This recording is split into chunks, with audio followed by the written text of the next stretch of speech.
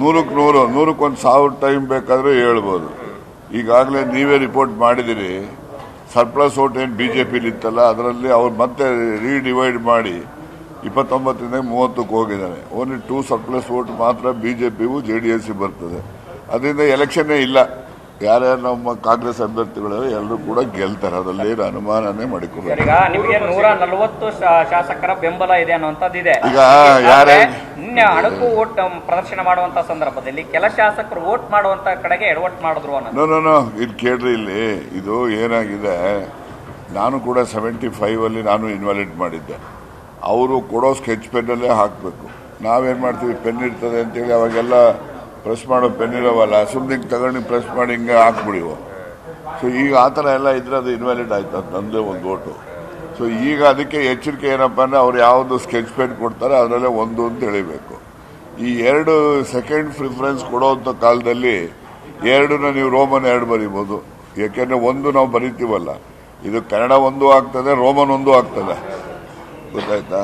ನೀವು 2 ಬರೆಯುವಾಗ ರೋಮನ್ 2 ಬರೆದ್ರೆ ವೋಟ್ ಇನ್ವ್ಯಾಲಿಡ್ ಆಗ್ಬಿಡುತ್ತೆ ಎಂಟೈರ್.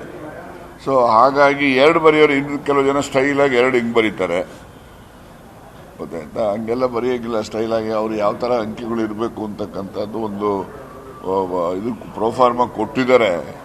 ಅದ್ರ ಪ್ರಕಾರ ನಾವು ವೋಟ್ ಹಾಕಬೇಕು, ಅದನ್ನು ಹೇಳ್ಬೇಕು. ಈಗ ನೀವಲ್ಲಿ ವೈಸ್ ಎಲೆಕ್ಷನ್ನಲ್ಲಿ ರಾಜ್ಯಸಭೆಗೆ ಲೋಕಸಭೆಯವರು ವೋಟರ್ಸ್ ಅವ್ರಿಗೆ ಅಲ್ಲೇ ಇನ್ವ್ಯಾಲಿಡ್ ಆಗಿಬಿಡ್ತವೆ.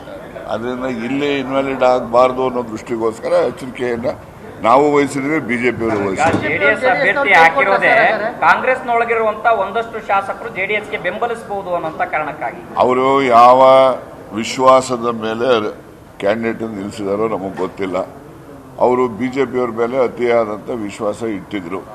ಅವರು ಸರ್ಪ್ಲಸ್ ವೋಟ್ ಅವರಲ್ಲಿ ಏನು ಜಾಸ್ತಿ ಬರ್ತವೆ ಅದನ್ನೆಲ್ಲ ಕೊಡ್ತಾರೆ ಅಂತ. ಈಗ ಅವರು ಸರ್ಪ್ಲಸ್ ವೋಟ್ ಜಾಸ್ತಿ ಕೊಡೋದು ಹೆಂಗೂ ಬಿಜೆಪಿ ಅವ್ರಿಗೇನು ಬಂದಿದೆ, JDS ಸೋಲೋದಂತೂ ಗ್ಯಾರಂಟಿ. ಈಗ ನಮ್ಮ ಓಟರು ಕೂಡ ಭದ್ರವಾಗಿ ಇರಲಿ ಅಂತೇಳಿ ಅವರು 29 ಕೊಟ್ಟಿದ್ದವರು ಈಗ 30 ಮಾಡ್ಕೊಂಡಿದ್ದಾರೆ. ಈಗ ಇನ್ನೊಬ್ಬ ಸುರೇಶ್ ಒಬ್ಬ ಬಿಟ್ಟು ಇನ್ನೆಲ್ಲರೂ ಬಂದು ವೋಟ್ ಆಗೋಗಿದೆ ಅವ್ರದ್ದು. ನಮ್ಮಲ್ಲಿ ಇನ್ನೂ ನಡೀತಾ ಇದೆ.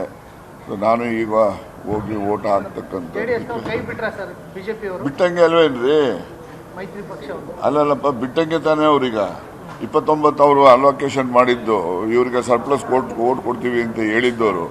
ಈಗ ಅದನ್ನು 29 ತೆಗೆದು 30 ಮಾಡಿದ ಮೇಲೆ ಹೆಂಗೂ JDS ಸೋಲುತ್ತೆ, ಇನ್ನು ಯಾಕೆ ಸುಮ್ಮನೆ ನಮ್ದಾರಕ್ಕೆ ಗಟ್ಟಿ ಇರಲಿ ಅಂತೇಳಿ ಮಾಡ್ಕೊಂಡಿದ್ದಾರೆ.